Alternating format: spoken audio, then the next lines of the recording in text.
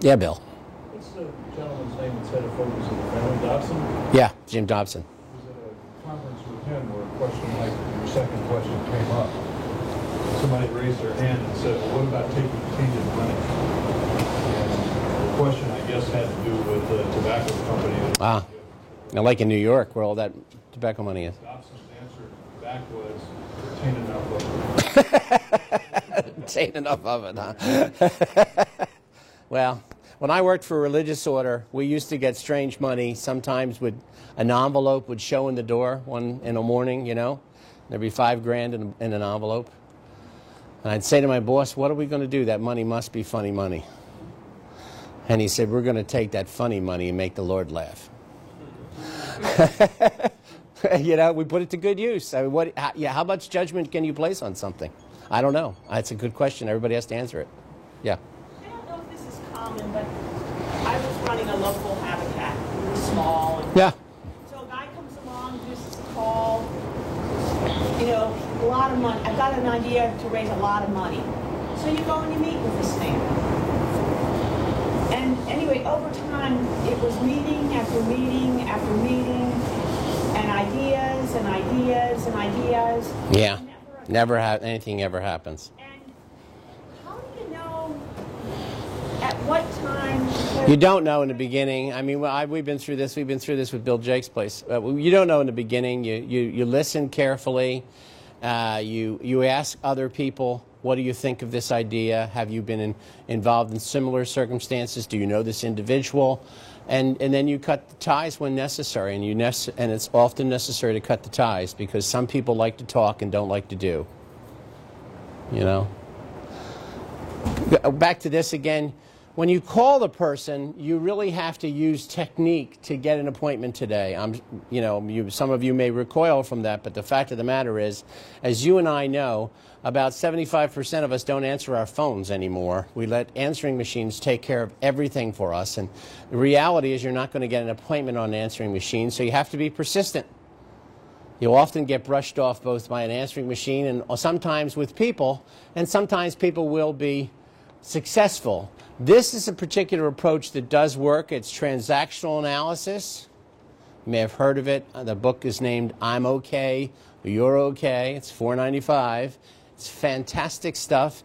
It is not manipulation of anybody. What it is allowing people to speak as adults. Well, I found out that everybody in the entire world, with the exception of my wife, does not like to spend time on the telephone. My wife and her girlfriends apparently do like to spend time on the phone. Rather, I can prove that. But most people don't. So the question that everybody will ask you, when you finally make that contact, and you're only going to make a contact, even if you sent the best letter in the world with 60% of the people you sent the letter to, you finally get to the individual you want to speak to, the first words out of their mouth is, what's this all about, Jim? It's almost like they got a script that they're reading. What's this all about, Jim? That's what they all say, and this is what I say. Just about impossible for me to go over that, Tom, on the phone anyway. It would take us God knows how long, maybe half an hour or more on the phone, but I bet you if we met face to face, in 15 minutes I could tell you everything you need to know, and if you're not interested, I promise I'll leave. When they hear that they could spend half an hour or 45 minutes on the phone, they're ready to go run screaming from whatever room that the handset is in. But when they hear that we could perhaps do this in 15 minutes, you first of all mitigated that fear that the rest of their life will be wasted. And then secondly, you stroke them a little bit by talking about how busy they are. That's how you get an appointment. You don't ask people to look at their calendar unless they know you and you know them, and you're definitely going to get an appointment.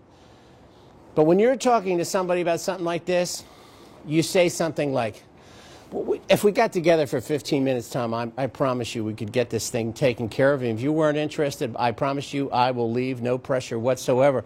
Gosh, I'm looking at my calendar. I can't believe how busy I am. I didn't think I had anything going on. Oh, gosh, maybe a breakfast. How's breakfast for you? Breakfasts are impossible. I don't have a breakfast meeting open for 2 weeks. It's murder, isn't it? How about after work? Yeah, oh, well, maybe we could do after work. I don't want to spend long. Neither do I, believe me.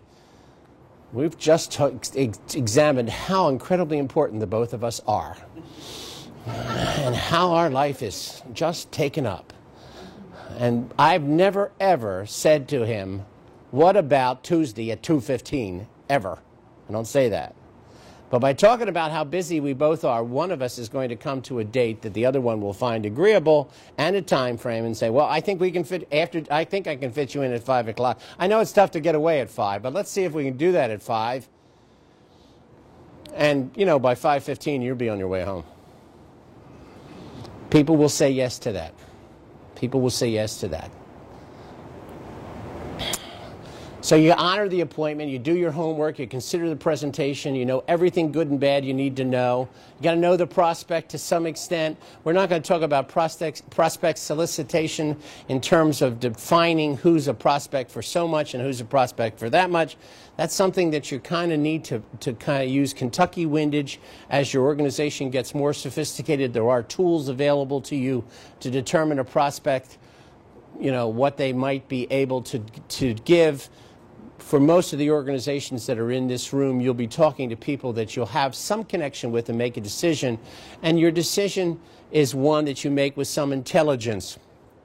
I used to have a friend that was in this field, and he did nothing but ask average folks.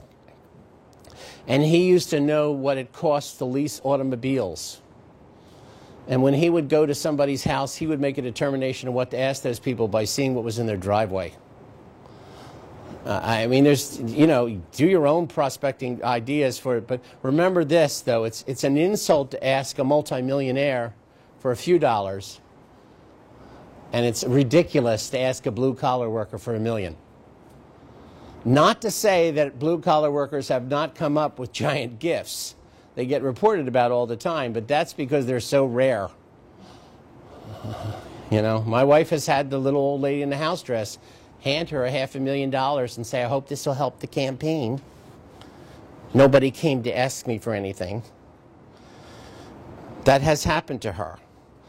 But the reason we talk about it is because we remember this strange occurrence. It's not an everyday situation. So and if you do have somebody, like I was talking about the prospect that we're working on right now for Jake's Place, when I go to see somebody who has a factory that takes up 2 blocks and has 600 people working for him and is driving a custom BMW, I am not going to ask that individual for $50. When I do make the ask, it will be appropriate and hopefully something that he will see as something he can do. One of the interesting things is, again, human vanity, is that people like to be asked for more than they can afford. Don't know why that is, but it is. So if you have a person that you really think, your best gut feeling, a lot of prayer tells you is a $2,500 prospect, ask him for $3,500. And a very interesting thing happens. They kind of laugh nervously and say, oh, $3,500. I wish I could do $3,500. I could do $25,000. I couldn't get close to $35,000. Thank you so much. That's wonderful. That's a great gift. The fact that that's absolutely true, though. People like to be asked for more than they can afford. Now, not a great deal more. You have a question?